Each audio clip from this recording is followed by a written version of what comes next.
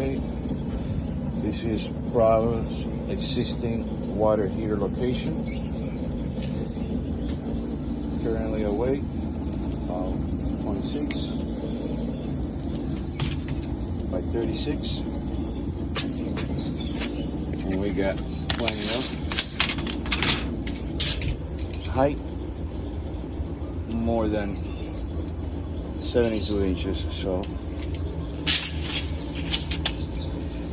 this location out here is adjacent to the inside of the laundry room, where he would like to consider placing the water heater to avoid blocking the window where it is currently located.